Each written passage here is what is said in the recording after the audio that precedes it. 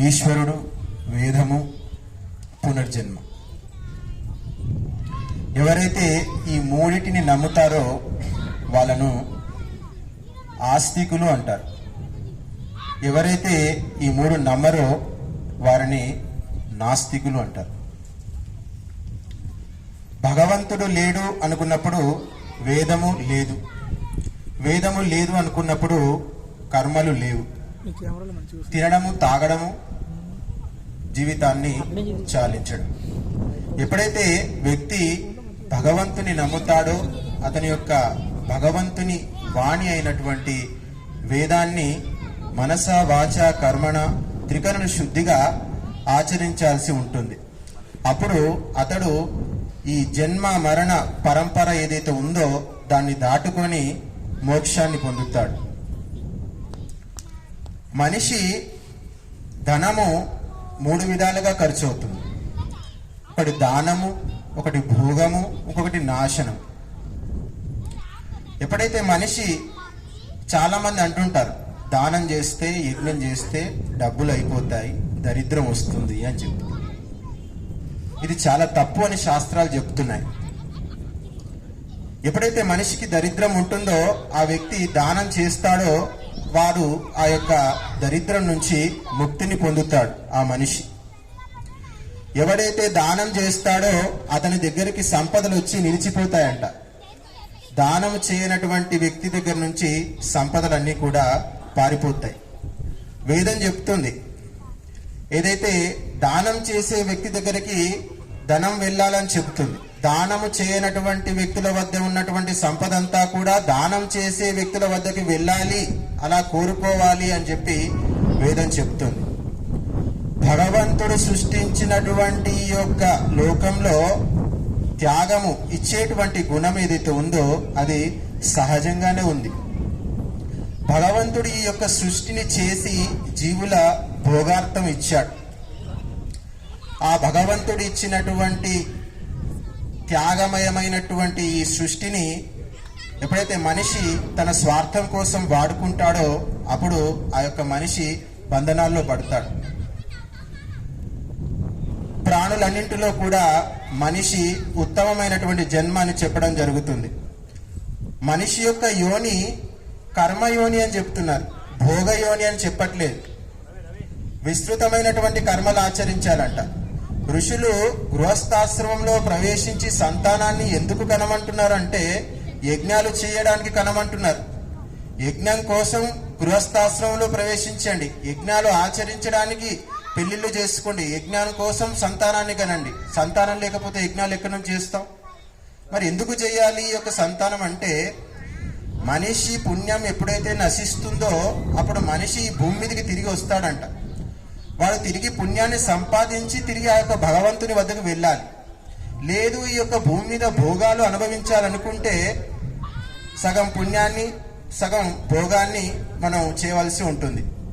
కాబట్టి మీకు స్వర్గం కావాలి అంటే కోరికలతో యజ్ఞాలు చేయాలి, మోక్షం కావాలి అంటే కోరికలు లేకుండా యజ్ఞం చేయాలి. భగవంతుడు ఈ యొక్క సృష్టిని చేసి ప్రాణులకు అందించాడు. ఈ యొక్క ప్రకృతి ఉంది. పరోపకారాయ ఫలంతి వృక్షాః, పరోపకారాయ వహంతి నద్యః, పరోపకారాయ దుహంతి గావః, పరోపకారార్థం ఇదం శరీరం అని చెప్తున్నారు. చెట్లన్నీ కూడా ఫలాలు ఇళ్ళ కోసం ఇస్తున్నాయి. ఆ చెట్టు మీద ఉన్నటువంటి ఫలము పండగానే కిందికి రాలిపోతుంది. ఒకవేళ ఆ యొక్క పండు రాలిపోకపోతే ఆ చెట్టు మీదనే పాడైపోతుంది, ఎవరికి కూడా పనికి రాకుండా పోతుంది. ఈ యొక్క ప్రకృతిలో ఇచ్చేటువంటి గుణము సహజంగా ఉంది. నదులన్నిట్లో కూడా నీరుంది, అవి తాగట్లేదు, ఇతరుల కోసం ఆ యొక్క నీటిని ఇస్తున్నాయి. అయినా కానీ నీళ్లు పోతున్నాయి, ఆ నదుల్లోకి తిరిగి వస్తున్నాయి. అదేవిధంగా సముద్రము నీటిని సూర్యునికి అందిస్తుంది. ఆ యొక్క సూర్యుడు మేఘాల ద్వారా భూములన్నింటినీ కూడా సస్యశ్యామలం చేస్తున్నాడు. అలా సస్యశ్యామలం చేసిన తర్వాత ఆ నీరంతా తిరిగి సముద్రంలోకి ప్రవేశిస్తుంది. ఆ విధంగా సముద్రం ఎప్పుడూ కూడా నిండు కుండలా ఉంటుంది. కాబట్టి ఇచ్చేటువంటి వాడు ఎప్పుడు కూడా పొందుతూ ఉంటాడు, ఎప్పుడు ఏది కోల్పోడు.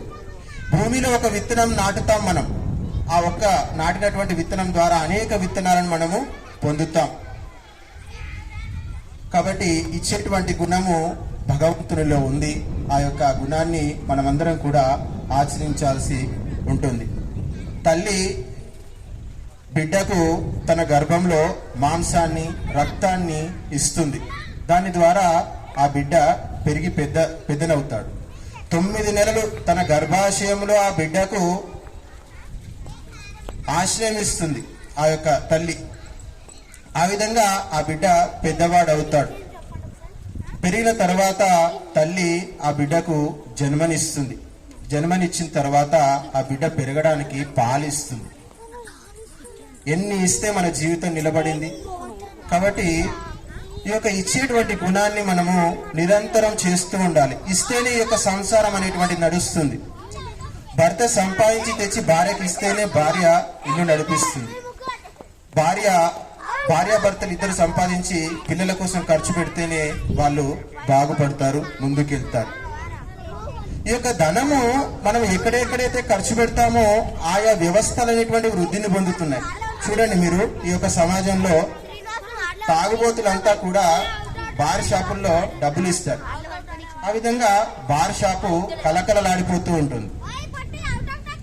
మనిషి ఎక్కడెక్కడ డబ్బు ఖర్చు పెడతాడో ఆ యొక్క వ్యవస్థలన్నీ కూడా వృద్ధిని పొందుతూ ఉన్నాయి. మనమంతా కూడా ఈ యొక్క ఇంగ్లీష్ సంస్కృతికి అలవాటు పడ్డాం. ఒకప్పుడు మన దేశంలో ఇంగ్లీష్ విద్యాలయాలు లేరు, కానీ మనం ఆ యొక్క ఇంగ్లీష్ విద్యాలయాలకు డబ్బులు ఇచ్చాము, లక్షల కోట్లు ఖర్చు పెట్టాము, పెంచాము, పెద్ద చేశాము. అవి ఈరోజు మన సంస్కృతిని, సభ్యతను, సాంప్రదాయాన్ని, మన కుటుంబ వ్యవస్థను అన్నిటినీ కూడా చిన్నాభిన్నం చేస్తున్నాయి. కాబట్టి మనము డబ్బును ఎక్కడ ఖర్చు పెట్టాలి అంటే ధర్మ కార్యాల్లో ఖర్చు పెట్టాలి. ఎక్కడ డబ్బును ఖర్చు పెడతామో ఆ యొక్క వ్యవస్థలన్నీ కూడా ఉన్నతిని పొందుతాయి. తాగుబోతూ తాగడానికి బానిసయ్యాడు అంటాం. ఎందుకంటే తాగుబోతూ ఆ డబ్బునంతా కూడా ఆ యొక్క తాగడానికి ఖర్చు పెట్టడం వల్ల వాడు ఆ యొక్క మందుకు బానిస అవుతాడు. ఎక్కడెక్కడ ఖర్చు పెడతామో, ఎక్కడెక్కడ డబ్బు దారపోస్తామో వారికి మనము వశులం అవుతాము. పిల్లలందరికీ తల్లిదండ్రుల ఆస్తులు పనిచేస్తే రేపు వీళ్ళు మమ్మల్ని చూసుకుంటారో చూసుకోరో అనేటువంటి భయం అనేటువంటిది ఉంటుంది. అన్నిటికన్నా ముఖ్యము, ఎప్పుడైతే మనం ఈ యొక్క యజ్ఞంలో డబ్బును ఖర్చు పెడతామో ఆ యొక్క భగవంతుడు అనేటువంటి వ్యక్తి మనను ఎప్పుడు కూడా రక్షిస్తూ ఉంటాడు. మరి ఈ యొక్క డబ్బును ఖర్చు పెట్టడం వల్ల హాస్పిటళ్ళు పెరిగాయి, బార్లు పెరిగాయి, మెడికల్ షాప్స్ పెరిగాయి, చీరలు నగలు కొనడం వల్ల షాపింగ్ మాల్స్ పెరిగాయి, ఎంజాయ్మెంట్ కోసం సినిమా హాల్లు పెరిగాయి. మరి ఈ యొక్క దేశంలో ధర్మం ఎట్లా పెరుగుతుంది? ధర్మం యొక్క వృద్ధి ఏ విధంగా జరుగుతుంది అంటే ఎప్పుడైతే ధార్మికులు తయారవుతారో, ధార్మికుల సంఖ్య ఎప్పుడైతే పెరుగుతుందో అప్పుడు ధర్మం అనేటువంటిది పెరుగుతుంది. మరి మనిషి ధార్మికుడు ఎప్పుడు అవుతాడు అంటే ధర్మ కార్యాలు చేసినప్పుడు మనిషి ధార్మికుడు అవుతాడు అని మన శాస్త్రం చెప్తుంది. ధర్మం శనైః సంచునియాత్ వల్మీకమివ పుత్తికాః పరలోక సహాయార్థం సర్వభూతాన్య పీడయన్. మనిషి తన జీవితం అంతా కూడా మెల్లమెల్లగా ఆ యొక్క చీమలు చెదలు పుట్టను తయారు చేసినట్టు ఒక్కొక్క మట్టి రేణును జమ చేసి ఆ పుట్టను పెట్టినట్టు మనిషి కూడా మెల్లమెల్లగా ఆ యొక్క ధర్మాన్ని సంపాదించాలంట. మహర్షి దయానందుడు ఆర్య సమాజికులకు కనీసము 100లో ₹1 ఖర్చు పెట్టమని చెప్పాడు. ముస్లింలకు జకాత్ అనేటువంటి నియమం ఉంది. జకాత్ అంటే వారు ఒక ఏడాదిలో సంపాదించినటువంటి ధనములో 2.5% వారు పుణ్యకార్యాల కోసం ఖర్చు పెట్టాలి. క్రైస్తవులకు తమ నెల జీతంలో 10% ఖర్చు పెట్టాలనే నియమం ఉంది. ప్రపంచంలో ఉన్నటువంటి భారతదేశంలో అన్ని వ్యవస్థల కన్నా క్రైస్తవ సమాజానికి ఎక్కువ ఆస్తులు ఉన్నాయి. ఎందుకంటే వారు ఎక్కువ సంపాదిస్తారు, ఎక్కువ దానం చేస్తారు. కాబట్టి ఈ యొక్క దానం చేసేటువంటి గుణము భగవంతునిలో ఉంది, అతడు మనకి ఇచ్చాడు. విష్ణు కర్మాణి పశ్యత యతో వ్రతాన్ని పస్పశే ఇంద్రస్య యుజ్య సఖ. భగవంతుడు చేస్తున్నటువంటి కర్మలను మనిషి పరిశీలించాలంట. భగవంతుడు ఏం చేస్తాడు, ఎలా ఉంటాడు, ఎక్కడుంటాడు, ఏ విధమైనటువంటి కర్మలు చేస్తాడు, ఎవరి కోసం పనిచేస్తాడు, ఎందుకు ఈ సృష్టి చేశాడు అనేటువంటి విషయాలు ఆలోచించాలి. అవన్నీ ఆలోచించి అతడు చేసినటువంటి కర్మలు చేయడానికి మనుషులు కూడా వ్రతాలను ఆచరించాలంట. ఎందుకంటే భగవంతుడు ఈ యొక్క జీవునికి సఖుడు అని చెప్తున్నాడు. కాబట్టి మనమంతా కూడా వ్రతాల్లో ఎప్పుడైతే మన జీవితాన్ని గడుపుతామో అప్పుడు మన జీవితం అనేటువంటిది ఉన్నతి పొందుతుంది. ఎవరైతే వ్రతాలు ఆచరిస్తారో వారు దేవతలుగా మారుతారు. ఎవరైతే వ్రతాలు ఆచరించారో వారు మనుషులుగా మారుతారు. బంధువులారా, ఈ యొక్క మనిషి 3 సార్లు జన్మెత్తుతాడు. 1 తల్లి గర్భం నుంచి, 2 గురువు దగ్గర విద్యాభ్యాసం చేసిన తర్వాత, 3 ఈ యొక్క యజ్ఞ దీక్ష తీసుకున్న తర్వాత అతడు 3వ జన్మ ఎత్తుతాడు అని చెప్పడం జరిగింది. ఎందుకంటే మనిషి తనలో ఉన్నటువంటి స్వార్థాన్ని, తనలో ఉన్నటువంటి లోభాన్ని అన్నింటినీ కూడా ఈ యొక్క యజ్ఞం ద్వారా రూపుమాపుకుంటాడు. భగవంతుడు కరుణామయుడు, త్యాగస్వరూపుడు, ఇచ్చేటువంటి స్వభావం కలవాడు. మరి భగవంతునికి ఎటువంటి జీవులు ఇష్టం అంటే అతనికి కూడా త్యాగమయులైనటువంటి మానవులు అతనికి ఇష్టం. అలాంటి వ్యక్తులకే తన దగ్గర స్థానాన్ని కలిగిస్తాడు. అలాంటి వ్యక్తులకే తన యొక్క ఐశ్వర్యాన్ని ఇస్తాడంట భగవంతుడు. భగవంతుడు ఈశ్వరుడు అంటున్నాం, ఐశ్వర్యవంతుడు అంటున్నాం. భగవంతుని దగ్గర ఈ యొక్క అనంతమైనటువంటి సంపద ఉంది. అనంతమైనటువంటి గెలాక్సీలు ఉన్నాయి, రకరకాల గ్రహాలు ఉన్నాయి, నక్షత్రాలు ఉన్నాయి. నక్షత్రాలు కాంతిని ఇస్తున్నాయి, సూర్యుడు ప్రకాశాన్ని ఇస్తున్నాడు, చంద్రుడు వెన్నెలను కురిపిస్తున్నాడు. కాబట్టి మనిషి కూడా ఇచ్చేటువంటి స్వభావాన్ని కలిగి ఉండాలి. అప్పుడే మనిషి యొక్క జీవితం అనేటువంటిది ముందుకు వెళుతుంది. ఈ యొక్క యజ్ఞంలో వేసినటువంటి ప్రతి వస్తువు కూడా బూడిదైపోతుంది, కనిపించకుండా అయిపోతుంది ఈ వస్తువులన్నీ కూడా. మరి ఈ యొక్క కనిపించకుండా అయిపోయినటువంటి బూడిదైపోయినటువంటి వస్తువులన్నీ కూడా నువ్వు కనిపించకుండా పోయినప్పుడు నీ వెంట ఉంటాయి. అందుకే మనము భస్మం అయ్యే లోపు మన ఆస్తిని కూడా వీలైనంత భస్మం చెయ్యాలి. అప్పుడు ఈ యొక్క ఎవరి ఇంట్లో ఈ యొక్క యజ్ఞ భస్మం పెరుగుతుందో అదే వారి యొక్క గొప్ప ఆస్తి అని చెప్తున్నారు. భస్మము చేయనటువంటిది ఏది కూడా మీకు రాదు, మీ వెంట రాదు. చాలా మంది చచ్చిపోయారు ఈ లోకంలో. ఎంతో మంది మన బంధువులు, మన చుట్టాలు ఎంతో మంది గతించిపోయారు. కానీ కొంతమంది గుర్తున్నారు. ఈ సమాజము, దేశము, ప్రపంచము గర్వించదగ్గ మనుషులు చాలా తక్కువ మంది ఉన్నారు. ఎందుకు అంటే వారు తమ కోసం బతకలేదు, ఇతరుల కోసం బతికారు. మహాపురుషులు అంటున్నారు. ఎందుకంటే వారు తమ జీవితం కాకుండా ఇతరుల జీవితం కోసం వారి యొక్క జీవితాన్ని పణంగా పెట్టారు. ఈ యొక్క యజ్ఞంలో ఆదానము ప్రదానము 2 జరుగుతున్నాయంట. మనిషి జీవితంలో కూడా ఆదానము ప్రదానము, ఇవ్వడము తీసుకోవడము నిరంతరం కూడా జరుగుతూ ఉన్నాయి. కాబట్టి మనము ఈ యొక్క అగ్నిని ఉపాసించి మన జీవితాన్ని వృద్ధి చేసుకోవాలి. యజ్ఞార్థాత్ కర్మణోన్యత్ర లోకోయం కర్మ బంధన. యజ్ఞము తప్ప నువ్వు చేసే ప్రతి పని కూడా నిన్ను బంధనాల్లో పడేస్తుంది అని గీతాశాస్త్రం చెబుతుంది. సహయజ్జాః ప్రజాః సృష్ట్వా పురోవాచ ప్రజాపతి అనేన ప్రసవిష్యత్వం ఏషవోస్పిష్ట కామదు. భగవంతుడు ఈ యొక్క సృష్టిని చేస్తూ ఈ యొక్క యజ్ఞాలను సృష్టించాడంట. యజ్ఞాలు మనుషులు కవల పిల్లలని చెప్తుంది శాస్త్రం. జుడువా బాయి అంట హిందీలో. అంటే మనిషితో పాటు ఈ యొక్క యజ్ఞాలు పుట్టాయని చెప్తున్నారు. ఎందుకు అంటే మనిషిలో రకరకాల కోరికలు ఉంటాయి, రకరకాల ఆలోచనలు ఉంటాయి. కానీ మనిషి యొక్క శక్తి అనేటువంటిది అల్పము. ఆ యొక్క అల్పమైనటువంటి శక్తిని పెంచుకోవడానికి, వృద్ధి చేసుకోవడానికి ఈ యొక్క యజ్ఞాలు చేయవలసినటువంటి ఆవశ్యకత ఉంది. నిరంతరం యజ్ఞం చేయడం వల్ల మనిషిలో అంతఃకరణం పవిత్రం అవుతుంది, శుద్ధం అవుతుంది. ఎప్పటి వరకైతే మనిషి వేదాలలో చెప్పినటువంటి ఈ యొక్క కర్మకాండను ఆచరించడో వాడు జ్ఞానకాండను పొందలేడు. వేదాలు చెప్పినటువంటి ఉపనిషత్తులు, దర్శనాలు ఎన్నైనా చదవండి.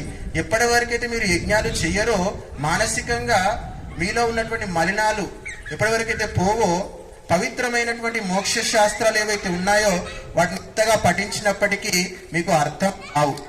అంటే ఆత్మ అనేటువంటిది పరిశుద్ధం కాదు కాబట్టి అప్పటి వరకు కూడా మనకు ఆ యొక్క వేదాలు, శాస్త్రాలు ఎప్పుడు కూడా తలకెక్కవు. పాత్ర శుద్ధమవుతే అందులో వండినటువంటి ఆహారం కూడా అత్యంత రుచికరంగా, పవిత్రంగా ఉంటుంది. అది కూడా తినడానికి యోగ్యంగా ఉంటుంది. అందుకే వేద శాస్త్రాలు ఏం చెబుతున్నాయంటే మనిషిని సంస్కరించాలి అంటున్నాయి. ఏ విధంగా సంస్కరించాలి? మనిషి పుట్టినప్పటి నుంచి చనిపోయేంత వరకు మనిషిని 16 సార్లు సంస్కరించవచ్చు అని చెప్తున్నాయి. ఆ యొక్క 16 సార్లు షోడశ సంస్కారాలను చెప్తున్నారు. ఎప్పటి వరకైతే మనిషి బ్రాహ్మణత్వాన్ని పొందడో అప్పటి వరకు ఆ యొక్క మనిషి మోక్షాన్ని పొందలేడు. మోక్షం ఎప్పటి వరకైతే పొందడో అప్పటి వరకు కూడా ఈ యొక్క సంసార బంధనంలో చిక్కుకుంటాడు, తిరుగుతూ ఉంటాడు, సంసారంలో పోస్తూ ఉంటాడు, చనిపోతూ ఉంటాడు, మళ్ళీ పుడుతూ ఉంటాడు, మళ్ళీ చనిపోతూ ఉంటాడు. ఈ యొక్క సంసార బంధన చక్రం నుంచి బయటపడాలి అనుకున్నప్పుడు మనిషి నిష్కామ కర్మలు చేయాలి. ఆ యొక్క నిష్కామ కర్మలు అతని యొక్క సంసార చక్రం నుంచి దాటవేస్తాయి. బంధువులారా, ఈ యొక్క ప్రపంచంలో దేవతలు ఉన్నారు, రాక్షసులు ఉన్నారు. మనిషి యొక్క దేహము ఏదైతే ఉందో అది రాక్షసత్వం అంట. మన యొక్క పుణ్యం నాశనమైంది కాబట్టి మనకి ఈ యొక్క దేహం వచ్చింది. ఈ యొక్క దేహం ఎందుకు రాక్షసి స్వభావం అంటే ఈ దేహాన్ని ఎంతైనా కడగండి, ప్రతిరోజు ఈ దేహం నుంచి మలం అనేటువంటిది ఉత్పన్నమవుతుంది. మనుషులు అన్నీ తింటారు, రోజుకు 3 పూటలు తింటారు. కానీ ఈ యొక్క సమాజానికి, దేశానికి, ప్రకృతికి 2 ఇస్తారు. ఉదయం లేవగానే మలము, రోజంతా మూత్రం. ఇవి 2 ఇస్తూ ఉంటారు ప్రజలంతా పొద్దున్న నుంచి సాయంత్రం వరకు. మరి ఆ యొక్క పాపం మనిషిని వెంటాడుతూ ఉంది. ఎవరెవరో ఎంతెంత భోగాన్ని అనుభవించారు అంటే వారి ఇంట్లో ఉన్నటువంటి సెప్టిక్ ట్యాంక్ చూస్తే అర్థమవుతుంది. ఎంత తిన్నారు, ఎంత జమ చేశారు, ఎన్ని భోగాలు అనుభవించారని. ఎప్పుడైతే అందులో ఉన్నటువంటి మలానికంటే ఎక్కువగా ఈ యొక్క బూడిదను మనిషి ఉత్పన్నం చేస్తాడో అప్పుడు ఆ మనిషి పవిత్రుడవుతాడు, దేవత్వాన్ని పొందుతాడు, దైవత్వాన్ని పొందుతాడు. కేవలం భోగాన్ని మనిషి ఆచరిస్తే పశుత్వాన్ని పొందుతాడు. పశువులకు భోగమే ఏముంది? పశువులు యజ్ఞాలు చేయగలుగుతాయా? పశువులు దానం చేయగలుగుతాయా? పశువులు ధర్మాన్ని ఆచరించగలుగుతాయా? ఆచరించలేవు. కాబట్టి మనిషి జన్మ ఎత్తినందుకు మనిషి చేయవలసినటువంటి కర్తవ్యం ఏదైనా ఉంది అంటే అది ఈ యొక్క యజ్ఞము, దానము, తపస్సు, త్యాగం. యజ్ఞ దాన తపకర్మ న త్యాజ్యం కార్యమేవ తత్ యజ్ఞోదాన తపశ్చైవ పావనాని మనీషిన. యజ్ఞాన్ని, దానాన్ని ఎప్పుడు విడిచిపెట్టొద్దని చెప్తున్నారు. 50 సంవత్సరాలు పెరిగి పిల్లల్ని కని పెంచి పెద్ద చేసి వారికి విద్యాబుద్ధులు నేర్పి ఇక వారి గురించి మర్చిపోవాలి అంట మనిషి. 50 సంవత్సరాల తర్వాత కూడా పట్టించుకుంటే వారు తలనొప్పిలాగా తయారవుతారంట ఆ పిల్లలు. కాబట్టి మనిషి తన జీవితంలో అర్ధ భాగాన్ని ఆ యొక్క సంతాన ఉన్నతికి కేటాయించి మిగిలిన భాగాన్ని తన ఆత్మోన్నతికి కేటాయించాలి. నేను ఈ భూమి మీదకి ఎందుకు వచ్చాను, ఎలా పుట్టాను, ఇక్కడ నుంచి ఎక్కడికి వెళ్ళాలి, ఏం చేయాలి, ఎందుకు వచ్చాము, ఏం చేస్తున్నాము, మనం చేసినటువంటి కర్మల వల్ల ఏ విధమైనటువంటి ఫలితాలు వస్తున్నాయి, ఎందుకు ఈ విధంగా తయారయ్యాము అనేటువంటివి ఆలోచించాలి. కానీ ఈ రోజు ఉన్నటువంటి పాశ్చాత్య విద్యా విధానం వల్ల మనిషికి అవన్నీ కూడా ఆలోచించేంత సమయం ఎవరికీ లేదు. ఎక్కడైతే పాశ్చాత్య విద్య, ఇంగ్లీష్ విద్యా విధానం ఉంటుందో అక్కడ మనుషులు అంతా కూడా సంస్కృతి, సభ్యత, సంస్కారం అన్నీ కూడా నశిస్తాయని చెప్తున్నారు. ఈరోజు మన దేశంలో చూస్తున్నాం, ప్రతిరోజు మహిళల మీద అత్యాచారాలు జరుగుతున్నాయి. కానీ ఎవరు పట్టించుకునేటువంటి పరిస్థితి లేదు. మీడియా మొత్తం అశ్లీలం అయిపోయింది. అందరం చూస్తున్నాం ఆ యొక్క అశ్లీల కార్యక్రమాలన్నీ.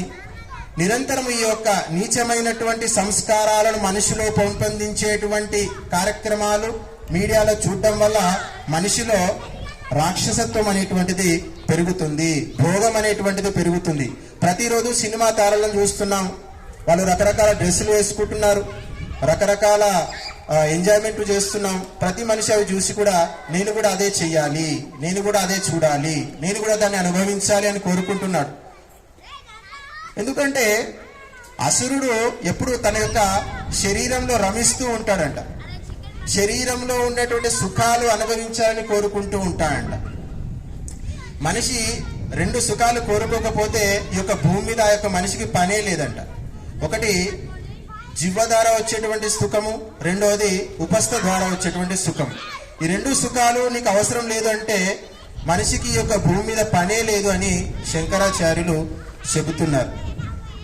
కాబట్టి మనమంతా కూడా ఈ యొక్క మానవ జన్మ ఎత్తినందుకు మన జీవితాన్ని సఫలం చేసుకోవాలి. మరి మనిషి పుట్టినప్పటి నుంచి చనిపోయేంత వరకు ఏ విధంగా ఉండాలి, ఏ విధంగా నడుచుకోవాలి, ఏ విధంగా పెరగాలి అనేటువంటి విషయాలన్నీ కూడా వేదం చెబుతుంది. మనిషి యొక్క వ్యక్తిత్వం ఏ విధంగా ఉన్నతంగా తీర్చిదిద్దబడుతుంది అంటే మనిషికి సంస్కారాలు చేస్తే మనిషి ఉన్నతంగా తీర్చిదిద్దబడతాడని శాస్త్రాలు చెబుతున్నాయి. ఈరోజు మనం చూస్తున్నాం, చిన్నపిల్లలకు సంస్కారాలు చెయ్యట్లేదు. చిన్నప్పటి నుంచి చనిపోయేంత వరకు ఒక పేరు పెడతారు, తర్వాత ఉపనయనం చేస్తే చేస్తారు, లేకపోతే లేదు, తర్వాత డైరెక్ట్ పెళ్లి చేస్తారు, తర్వాత ఇక చావే ఉంటుంది, ఇక వేరే ఏముండదు. కాబట్టి మనిషి జీవితం సంస్కరించబడాలి అంటే వేద శాస్త్రాల్లో చెప్పినటువంటి సమస్త సంస్కారాలు ఎప్పుడైతే జరుగుతాయో అప్పుడు ఆ యొక్క ఆత్మ పరమాత్మను పొందేటువంటి స్థాయికి ఎదుగుతుంది అని చెప్పడం జరిగింది. మరి మనిషి వ్యక్తిగతంగా సంస్కారాలను పొంది శుద్ధిపడాలి. మరి గృహస్థం ఏ విధంగా నడుచుకోవాలి అంటే పంచమహాయజ్ఞాలు ఆచరించాలని చెప్పారు.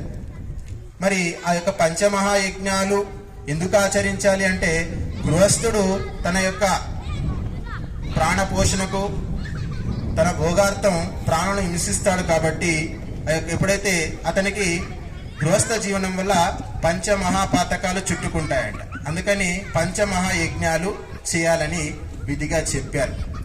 మరి ఈ యొక్క సమాజం ఏ విధంగా నడవాలి అంటే వర్ణ వ్యవస్థ ఏర్పరిచారు. వర్ణ వ్యవస్థ ఏంటి? బ్రాహ్మణులు, క్షత్రియులు, వైశ్యులు, శూద్రులు. బ్రాహ్మణుడు జ్ఞానాన్ని ఇస్తున్నాడు, వైశ్యుడు దేశం కోసం ప్రాణాన్ని ఇస్తున్నాడు, క్షత్రియుడు దేశం కోసం ప్రాణాన్ని ఇస్తున్నాడు, వైశ్యుడు ధనాన్ని ఇస్తున్నాడు, శూద్రుని దగ్గర ఇవేవీ లేవు కాబట్టి సేవ ఇస్తున్నాడు. ఆ విధంగా ఈ యొక్క సమాజం నడుస్తుంది. కాబట్టి మన సంస్కృతి ఏ సంస్కృతి అంటే వైదిక సంస్కృతి, వేద సంస్కృతి అని చెప్తున్నారు. కాబట్టి ఈ యొక్క సంస్కృతిని మనం మర్చిపోయాం. మన ఈ సంస్కృతి నుంచి ఒక వర్గం దూరం చేసింది. ఎందుకు అంటే ఎప్పుడైతే మనుషులంతా కూడా ఒక మనిషిని అదుపులో పెట్టుకోవాలంటే రెండు విషయాలు కావాలి. వానికి విద్య ఇవ్వద్దు, వాడి దగ్గర ఉన్న ధనాన్ని మొత్తం తీసేసుకోవాలి, అప్పుడు వాడు చెప్పినట్టు వింటాడంట. మూర్ఖుడు, ధనం లేనివాడు, ఈ ఇద్దరు ఎప్పుడు కూడా చెప్పినట్టు వింటారంట. అదేవిధంగా మన వైదిక శాస్త్రాలు, సంస్కృత సాహిత్యము ఏదైతే ఉందో ఒక వర్గం చేతుల్లో ఆగిపోయింది. వారు అందరికీ కూడా ఆ యొక్క సంస్కృత ప్రకాశాన్ని ఇవ్వడానికి నిరాకరిస్తున్నారు. కాబట్టి ఈరోజు ఈ సమాజంలో, ఈ దేశంలో మనం ధర్మం నుంచి దూరమయ్యాము. కాబట్టి అంధకారంలో కొట్టుమిట్టాడుతున్నాం. మనం చేసేటువంటి పూజాది కర్మల్లో ఎక్కడ కూడా వైజ్ఞానికత అనేటువంటిది లేదు. ప్రయోజనం లేనటువంటి పూజాది కార్యక్రమాలు చేస్తున్నాం. మనమంతా కూడా ప్రయోజనము లేనటువంటి పని మూడులు కూడా చేయరంట. కానీ ఆధ్యాత్మికత పేరుతో, భక్తి పేరుతో మనము మన ధనాన్ని అంతా కూడా ఆ యొక్క మూర్ఖమైనటువంటి పనుల్లో ఖర్చు చేస్తున్నాం. భగవంతుని పేరు చెప్పి, దేవుని పేరు చెప్పి మేకలు కోస్తున్నాం, రక్తపాతం సృష్టిస్తున్నాం. దేవుని పేరు చెప్పి. మరి దైవ కార్యాలు సజావుగా చేసినా కూడా మనకు ఆపదలు వస్తే ఆ కార్యాలు మనం ఎందుకు చేయాలి? వైదిక ధర్మము చెప్పేటువంటి కార్యాలు ఎప్పటి వరకైతే చేస్తాడో అప్పుడు ఆ యొక్క మనిషి ఏ విధమైనటువంటి ఆపదల్లో చిక్కుకోడు. ఉన్నటువంటి జీవితంలో వాడు సఫలతను పొంది వచ్చేటువంటి జీవితంలో కూడా తన యొక్క జీవితాన్ని సుగమం చేసుకుంటాడు. అడ్వాన్స్ టెక్నాలజీ అంటారు. మరి ఇంతకంటే మించినటువంటి అడ్వాన్స్ టెక్నాలజీ మనకు ప్రపంచంలో ఎక్కడా కూడా లేదు. ఒక ముస్లిం ఇస్లాంని నమ్ముతాడు, ఖురాన్ని నమ్ముతాడు, దానికి అనుగుణంగా తన జీవితాన్ని గడుపుతాడు. నా యొక్క దైవం అల్లా అంటాడు, నా గ్రంథం ఖురాన్ అంటాడు. ఒక క్రిస్టియను ఒక యేసుక్రీస్తుని నమ్ముతాడు, నా ధర్మ గ్రంథం బైబిల్ అంటాడు, దానికి కట్టుబడి ఉంటాడు. మరి హిందువు దేనికి కట్టుబడి ఉంటాడు అంటే చెప్పడం కష్టం. రకరకాల మతాలు, రకరకాల విశ్వాసాలు, రకరకాల దేవుళ్ళు, రకరకాల ఆచారాలు, రకరకాల విచారాలు, రకరకాల సంప్రదాయాలు. ఒకడు పాతి పెట్టుతాడు, ఒకడు భోంచేస్తాడు, ఒకడు కూర్చోబెట్టి పాతి పెడతాడు, ఒకడు పండుకోబెట్టి పాతి పెడతాడు, ఒకడు కాల్ చేస్తాడు, ఒకడు కాశీకి వెళ్ళి గంగలో పారేస్తాడు. ఇంత వైవిధ్యమైనటువంటి సాంప్రదాయము ప్రపంచంలో ఎక్కడా కూడా లేదు. ఎందుకంటే మన మూలమైనటువంటి ధర్మాన్ని ప్రజలకు ఇవ్వడం మానేశారు. ఎందుకంటే ఎప్పుడైతే మనిషి జ్ఞాని అవుతాడో అతడు ప్రశ్నించడం మొదలు పెడతాడు. ప్రశ్నించినప్పుడు మనము సమస్త అధికారాలన్నీ కూడా కోల్పోవడం జరుగుతుంది. ప్రశ్నించేటువంటి శక్తి ఎప్పుడైతే మనకు వస్తుందో జ్ఞాని మాత్రమే ప్రశ్నించగలుగుతాడు. ప్రశ్నించొద్దు అంటే అతడు అజ్ఞానంలో ఉండాలి, అంధకారంలో ఉండాలి. కాబట్టి మనుషులందరికీ కూడా ఈ యొక్క ప్రకాశ స్వరూపుడైనటువంటి ఆ యొక్క వేద భగవానుని జ్ఞానాన్ని ఇవ్వకుండా వాళ్ళందరినీ కూడా అంధకారంలో నెట్టివేయడం జరిగింది. బంధువులారా, అరుణమ్మ గారు, ప్రభాకర్ గారు ఆర్య సమాజ సభ్యులయ్యారు. ఉభయ రాష్ట్రాల్లో కూడా తెలంగాణ, ఆంధ్ర రాష్ట్రంలో ఉన్నటువంటి ఆర్యులందరిలో కూడా వీరు శ్రేష్ఠులని చెప్పొచ్చు. ఎందుకంటే ఏ ఆర్యుడు కూడా, ఆర్య సమాజంలో ఉన్నటువంటి వ్యక్తులు ఇప్పటికి కూడా వేదాలు వల్లె వేశారు, శాస్త్రాలు చదివారు, కానీ ధర్మం కోసం తమ యొక్క ధనాన్ని ఇంతగా ఖర్చు పెట్టలేదు. సంవత్సరం క్రితం ప్రభాకర్ గారు రామగౌడ్ గారి ఇంటికి వచ్చినప్పుడు మా గురువు గారు దేవయానం ఛానల్ కోసం మిమ్మల్ని ఇంటర్వ్యూ చేస్తామండి అంటే, నేను చెప్తాను, మీరు అడగండి అని చెప్పారు. మా గురువు గారు అడుగుతున్నారు, వారు ఒక్కొక్క విషయం చెప్తున్నారు. నా రోమాలు నిక్కబొడుచుకున్నాయి. ఇంతటి అసాధారణమైనటువంటి వ్యక్తిలో, సాధారణమైనటువంటి వ్యక్తిలో అసాధారణమైనటువంటి కర్మలు దాగున్నాయి. మీకు అందరికీ తెలియకపోవచ్చు. వారి యొక్క ఉపాధ్యాయ వృత్తిలో చేసినటువంటి కర్మలన్నీ కూడా చెప్పారు. ఏం కర్మలు చేశాం? పిల్లల కోసం బట్టలు తెచ్చేవారంట, బయటికి వెళ్ళి పిల్లల కోసం తప్పించేవారు, పిల్లల కోసం భోజనాలు పెట్టించేవారు. ఇంకా చాలా చెప్పారు, నాకు గుర్తు రావట్లేదు. చాలా విషయాలు వారు నాకు చెప్పారు. కాబట్టి త్యాగ స్వభావం వారికి ఈరోజు కొత్తగా వచ్చింది కాదు అని నేను ఆలోచిస్తున్నాను. మొదటి నుంచే వారిలో ఆ యొక్క త్యాగము అనేటువంటి భావన ప్రభాకర్ గారిలో ఉంది. అరుణమ్మ గారిని ఎందుకు చేస్తున్నారమ్మా ఈ యజ్ఞాలు అన్నాను. అంటే నాకు ఏ కోరికలు లేవండి, అందరూ శాంతిగా ఉంటే చాలు అని చెప్పాను. అరుణమ్మ వేదము మనిషిని శాంతి కోరుకోమని చెప్తుంది, ఏం కోరుకోదు, శాంతి కోరుకోమని చెప్తుంది. మరి వారు అరుణమ్మ గారు ఎన్ని వేదాలు చదివారు, ఎంత చదువుకున్నారు అనేటువంటిది నాకైతే తెలియదు. కాకపోతే ఎప్పుడైతే మనిషి నమ్ముకున్న సిద్ధాంతాన్ని మనసా వాచా కర్మన ఆచరిస్తాడో అప్పుడు ఆ యొక్క సిద్ధాంతంలో ఉన్నటువంటి లోతుపాతులు తెలుస్తాయంట. అందులో ఉన్నటువంటి లాభం ఏంటి, నష్టం ఏంటి. ఒక సిద్ధాంతాన్ని నమ్మింది, యజ్ఞాలు ఆచరిస్తే ఉన్నతి కలుగుతుంది, శాంతి కలుగుతుంది అనేటువంటి ప్రగాఢమైనటువంటి విశ్వాసము వారికి కలిగింది. సంవత్సరాల నుంచి వారికి గురువుగారు చెప్పడము, వారి ఉపదేశానికి అనుగుణంగా వారు రకరకాల ఉత్తమమైనటువంటి పదార్థాలు తయారు చేయడము, ఆ యొక్క యజ్ఞంలో వేయడము వారు అభ్యాసం చేస్తూ ఉన్నారు. చెప్పగానే అరుణమ్మ గారు, ప్రభాకర్ గారు పెద్ద యజ్ఞాలు ఏం చేయలేదు. సాధారణమైనటువంటి యజ్ఞాల నుంచి వారు ప్రారంభం చేశారు, చిన్న చిన్నగా మెల్లమెల్లగా. తర్వాత వాళ్ళ బిడ్డలకు ఆ యొక్క సంస్కారం అనేటువంటిది ఇచ్చారు. వారు ఆ యొక్క తల్లిదండ్రుల నుంచి పొందినటువంటి అమూల్యమైనటువంటి సంస్కారాలను వారి యొక్క మెటినిటీ కూడా తీసుకెళ్లారు. ఆ సంస్కారాలు వాళ్ళ భర్తలకు కూడా ఇచ్చారు. వారు కూడా వాటిని అందిపుచ్చుకున్నారు. దానివల్ల వాళ్ళు నష్టపోలేదు, లాభమే పడ్డారు.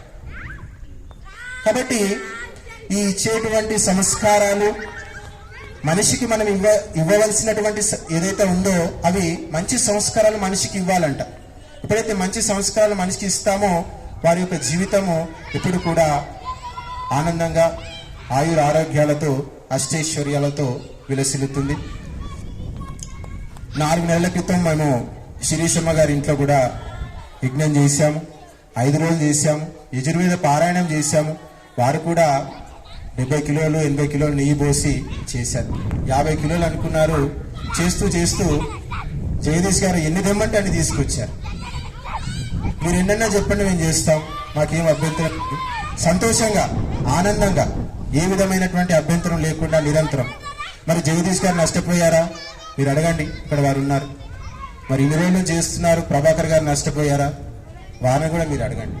అంటే యజ్ఞంలో వస్తువులు వేయడం వల్ల ఎవరు నష్టపోరండి. భగవంతుడు మీరు 1 రూపాయి ఇస్తే 100 రూపాయలు, 1000 రూపాయలు మీకు తిరిగి ఇస్తాడు. కాబట్టి ఈ యొక్క విషయము ఎవరు మొదలు పెట్టారు అంటే అరుణమ్మ గారు మొదలు పెట్టారు. ప్రభాకర్ గారు దానికి నీరు పోశారు. వారు నారు పోశారు, వీరు నీరు పోశారు. వీరి యొక్క ఫలాలను వీళ్ళు అందుకున్నారు. తిరిగి వాళ్ళ ఇంట్లో కూడా ఆ యొక్క బీజాలు నాటారు. వాళ్ళ పిల్లలు కూడా ఆ యొక్క సంస్కారాన్ని ముందుకు తీసుకెళ్తారు. ఈ విధంగా వీరి యొక్క ఫ్యామిలీ, వీరి యొక్క కుటుంబం అంతా కూడా వైదిక పరివారంగా కీర్తి గడించింది.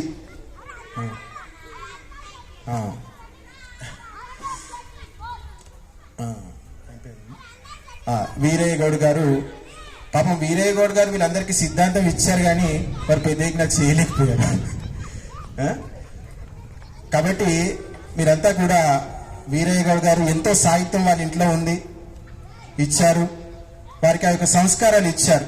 కాకపోతే వారు కాస్త తొందరగా కాలం చేయడం జరిగింది. ఉంటే వారు కూడా చేసేవారేమో. కాబట్టి మనమందరం కూడా మన పిల్లలకు ఎప్పుడు తీసుకునేటువంటి సంస్కారాలు ఇవ్వకూడదు. పిల్లలకు ఎప్పుడు ఆస్తులు, ఐశ్వర్యాలు కట్టబెట్టడం, మంచి డబ్బులు మంచి బట్టలు వేసుకో, మంచిగా తిను, బాగా ఆస్తులు సంపాదించు, బాగా డబ్బు సంపాదించు, ఇలా అలవాటు చేస్తే ఒకరోజు వాడు మిమ్మల్ని కూడా దోచుకుంటాడు. ఎప్పుడైతే పిల్లలకు ఇచ్చేటువంటి సంస్కారాన్ని మనం ఇస్తామో అప్పుడు మన పిల్లలు కూడా మనకు కట్టుబడి ఉంటారు. తల్లిదండ్రులు ఎప్పుడైతే ధార్మికంగా ధర్మ మార్గంలో నడుస్తారో వాళ్ళందరికీ కూడా ఆ యొక్క పిల్లలు తమ యొక్క మద్దతు ఇస్తారు. ధర్మం పట్ల నిబద్ధులైనటువంటి వ్యక్తికి అందరూ కూడా సహాయం చేస్తారు. వారికి ఎవరు కూడా ఆటంకాలు కలిగించరు. కాబట్టి మీరందరూ కూడా ఈ యొక్క పరివారం ద్వారా అందించబడినటువంటి సంస్కారాన్ని మీ ఇంటికి తీసుకెళ్ళి మీ ఇంట్లో కూడా ఈ యొక్క సంస్కారాలను ప్రోధి చేసుకొని నిలబెట్టుకొని మీ జీవితాలన్నిటినీ కూడా పవిత్రము, ఆనందమయం చేసుకోవాలని ఇంతటి మహోన్నతమైనటువంటి కార్యక్రమాన్ని ఆయోజన చేసి ధర్మాన్ని ముందుకు తీసుకెళుతూ వ్యక్తిగతంగా ఆత్మోన్నతిని పొందుతూ ఇతరులకు కూడా ఆ యొక్క ఆదర్శాలను తెలియజేస్తున్నటువంటి ఈ యొక్క ప్రభాకర్ గారు, అరుణమ్మ గారికి అందరూ కూడా మీ యొక్క చప్పట్లతో అందరూ మీ యొక్క ఆశీర్వాదం ఇస్తారని మనస్ఫూర్తిగా కోరుకుంటూ ఈ యొక్క అవకాశం ఇచ్చిన మీ అందరికీ కూడా ధన్యవాదాలు. బంధువులారా, మనం వేదంలో అనేక వాక్యాలు ఉన్నాయి. పృథివీం భస్మనాపృణ, ఈ భూమండలాన్ని యజ్ఞ భస్మంతో నింపేయండి. ఈ మట్టి